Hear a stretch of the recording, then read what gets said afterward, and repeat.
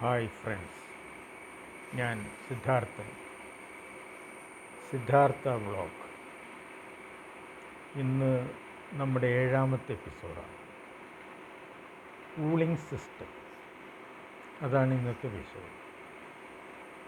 Cooling system എന്ന് പറയുമ്പോൾ നമ്മൾ ഉപയോഗിക്കുന്ന റെഫ്രിജറേറ്റർ, എയർ കണ്ടീഷൻ, കോൾഡ് സ്റ്റോറേജുകൾ, അതുപോലെ തന്നെ വാട്ടർ കൂളറുകൾ, വലിയ വലിയ മെഷീനറികൾ കൂൾ ചെയ്യാനുള്ള സിസ്റ്റം, ഇതെല്ലാം വരുന്നത് കൂളിംഗ് സിസ്റ്റത്തിലാണ്. അമേരിക്കൻ ശാസ്ത്രജ്ഞനായ കാരിയറാണ് ഇതിൻ്റെ കണ്ടുപിടുത്തം നടത്തിയത്. ഇതിൻ്റെ ഉപജ്ഞാതാവ് അദ്ദേഹം. അത് ലോകത്തിൽ വലിയൊരു മാറ്റമാണ് വരുത്തിയത്. കാരണം ഇപ്പം നമ്മളെപ്പോലെയുള്ളവർക്ക് എ സിയും അതുപോലെ തന്നെ ഫ്രിഡ്ജും ഒന്നുമില്ലാതെ ജീവിക്കാം. എല്ലാ സാധനങ്ങളും ഫ്രഷായി കിട്ടുന്നതാണ് ഇവിടെ. മാംസാദികളും വെജിറ്റബിളും ഫ്രൂട്ട്സും എല്ലാ സാധനങ്ങളും. പക്ഷേ മറ്റ് രാജ്യങ്ങൾ, ഇപ്പോൾ ഗൾഫ് കൺട്രീസിലെടുക്കുകയാണെങ്കിൽ Oman, UAE, Qatar, Bahrain, Kuwait, Saudi Arabia, Iraq, അതേപോലെ തന്നെ ജോർദാൻ, ഇസ്രായേൽ മുതലായ രാജ്യങ്ങളെല്ലാം തന്നെ 45 മുതൽ 50 ഡിഗ്രി വരെ ചൂട് വരുന്ന സ്ഥലങ്ങളാണ്. നമ്മുടെ ഇന്ത്യയിലുണ്ട് 2-3 സ്റ്റേറ്റ് അങ്ങനെ, ഡൽഹി, രാജസ്ഥാൻ, മധ്യപ്രദേശ് എല്ലാം.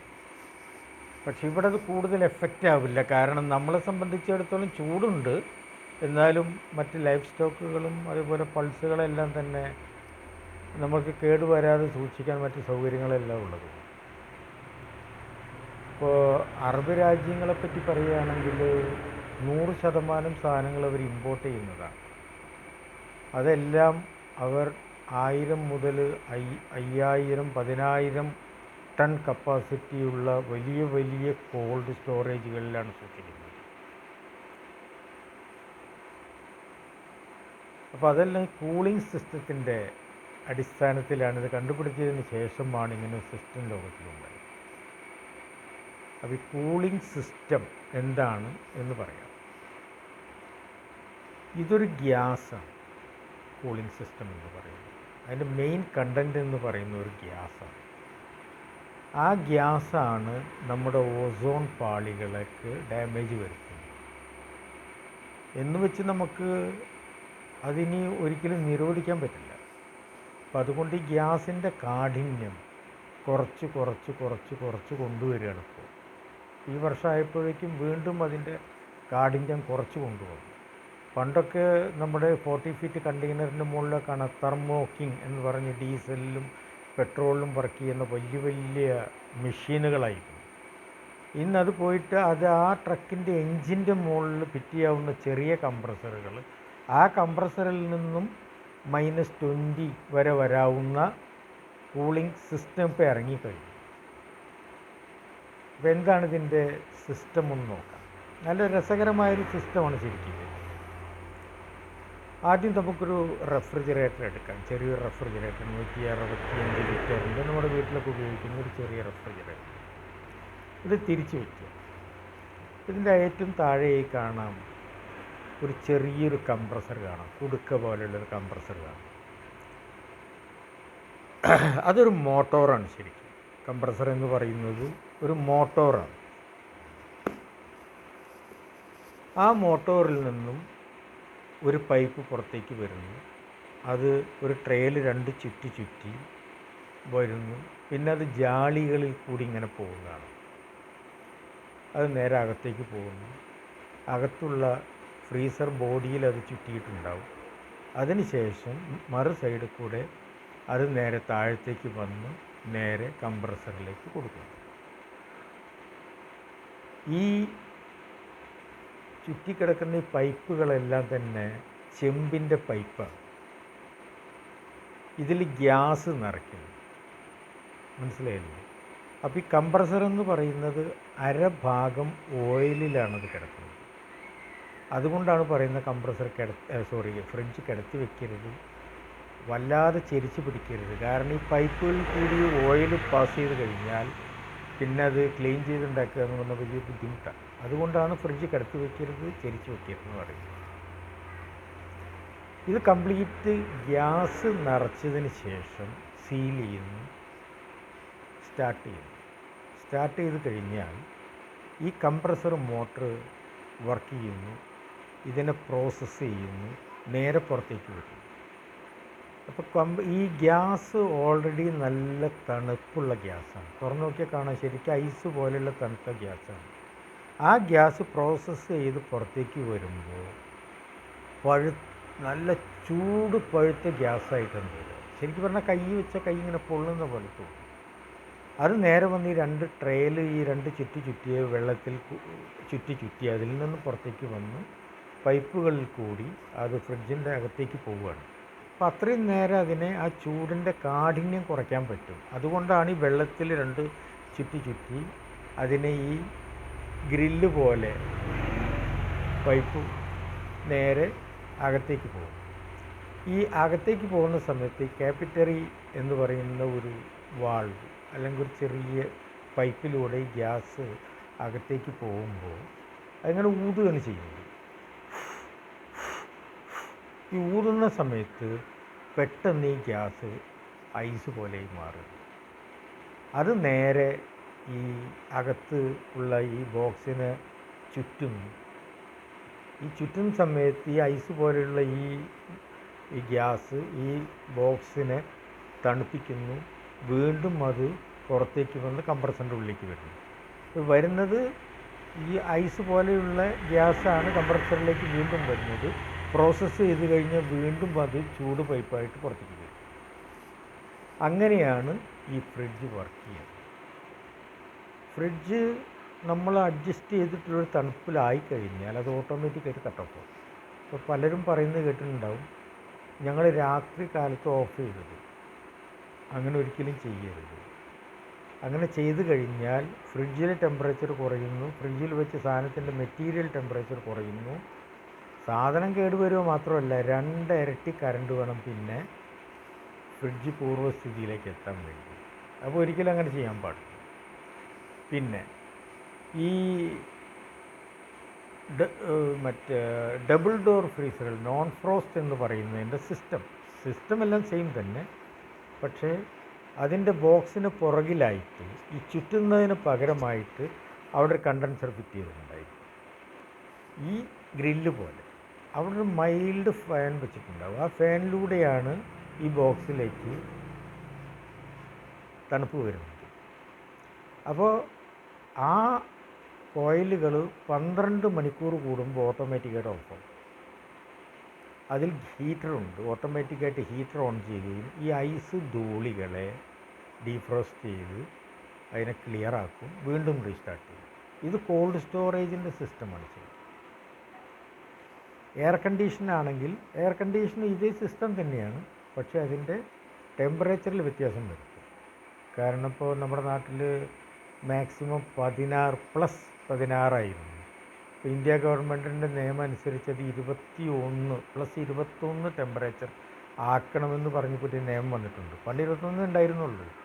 പിന്നെയാണ് ഇപ്പോൾ ഈ അടുത്ത കാലത്ത് അത് കമ്പനികൾ മത്സരിച്ചത് 16% ആക്കി. അപ്പോൾ അത് 21% ആക്കണമെന്ന് പറഞ്ഞു. ഇപ്പോൾ ഈ ടെമ്പറേച്ചറിൻ്റെ വ്യതിയാനം എന്ന് പറഞ്ഞാൽ എല്ലാവർക്കും അറിയുന്നതാണ്. നമ്മുടെ മുകളിലോട്ട് പോകും തോറും ടെമ്പറേച്ചർ കുറഞ്ഞു വരും. ഇപ്പോൾ വയനാട് 1200 അടി ഉയരത്തിലാണ്. ഇപ്പോൾ രാത്രി കഴിഞ്ഞാൽ നമ്മളെപ്പോലെയല്ല, അവർക്ക് നല്ല തണുപ്പ് അനുഭവപ്പെടും.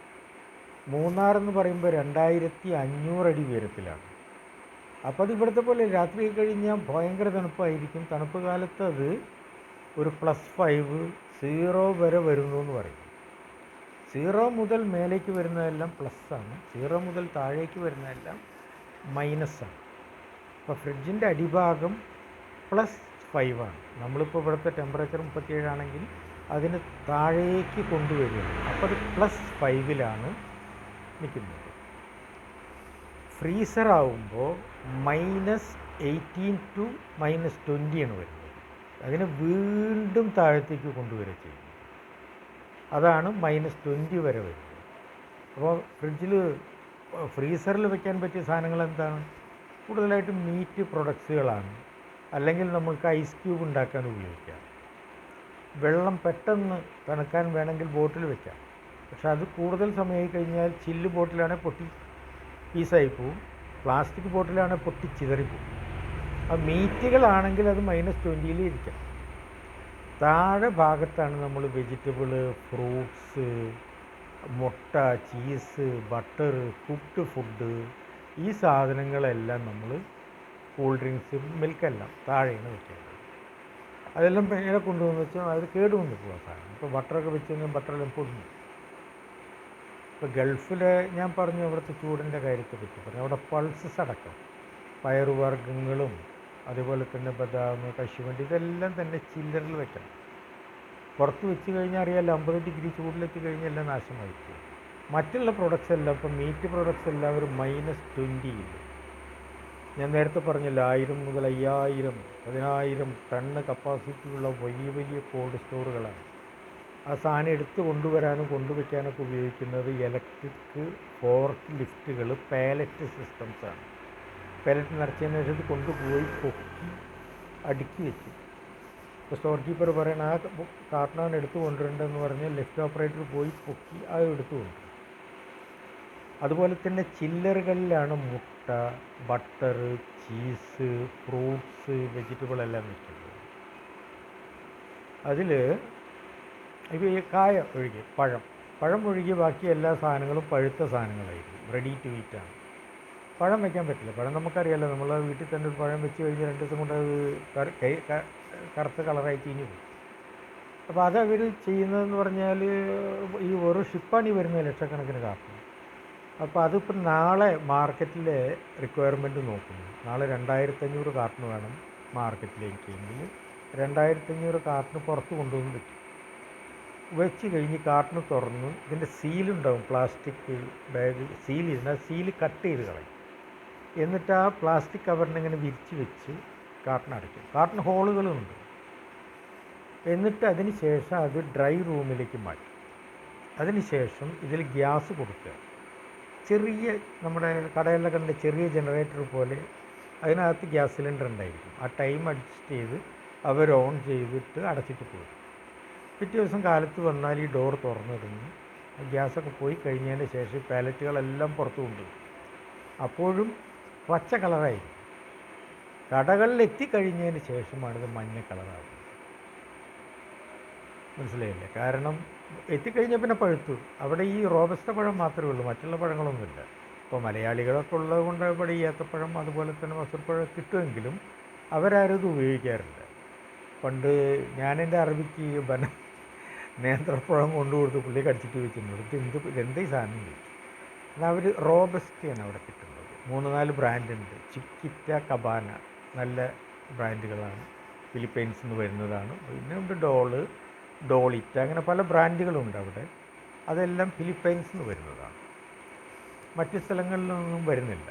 പിന്നെ മീറ്റ് വരുന്നതെല്ലാം ആസ്ട്രേലിയ, അതേപോലെ തന്നെ ന്യൂസിലാൻഡ്, പിന്നെ ഇന്ത്യയിൽ നിന്ന് വരുന്നത് മീറ്റാണ് ഭക്ഷിക്കാൻ. ആട് എന്ന് പറഞ്ഞാൽ ഇത് ന്യൂസിലാൻഡ്, ആസ്ട്രേലിയൻ ആടെല്ലാം ഈ ഷവർമ ഉണ്ടാക്കാനേ പറ്റുള്ളൂ, ഭക്ഷിക്കാൻ പറ്റില്ല. കാരണം ഒരുതരം നെയ്യാണ് അതിനകത്ത്. അതേപോലെ തന്നെ കേരളത്തിൽ നിന്ന് ഇന്ത്യയിൽ നിന്ന് വരുന്ന മൂരിക്കുട്ടൻ, അതിന് ബോബി വീൽ എന്ന് പറയും. ചെറിയ കാളക്കുട്ടൻ, അതേപോലെ തന്നെ ചെറിയ പോത്തുകുട്ടികളെ അറുത്ത് അതിൻ്റെ പേര് ബോബി വീൽ എന്നാണ്. അപ്പോൾ മലയാളികളുടെ സാൻഡ്വിച്ച് കടയിൽ അതാണ് ഉപയോഗിക്കുന്നത്. അറബികൾ നല്ല ലെബനാനി, പലസ്തീനി, ഈജിപ്ഷ്യൻ ഇങ്ങനെയുള്ള ആളുകളുടെ റെസ്റ്റോറൻറ്റെല്ലാം അവർ ഉപയോഗിക്കുന്നത് ന്യൂസിലാൻഡോ അല്ലെങ്കിൽ ആസ്ട്രേലിയൻ ആടുകളാണ്. കാരണം ആ ടേസ്റ്റേ അവർക്ക് പറ്റും. നമ്മളെപ്പോലുള്ളവർ അറബികൾ ഈ ടേസ്റ്റാണ് സാധാരണ, മൂരിക്കുട്ടൻ ടേസ്റ്റാണ് നമ്മൾ ഉപയോഗിക്കുന്നത്. അപ്പോൾ ഇതാണ് കൂളിംഗ് സിസ്റ്റത്തിനെ പറ്റി പറയാനുള്ളത്. എല്ലാവർക്കും ഈ എപ്പിസോഡ് ഇഷ്ടമായെന്ന് മനസ്സിലാക്കുന്നു. നന്ദി, നമസ്കാരം.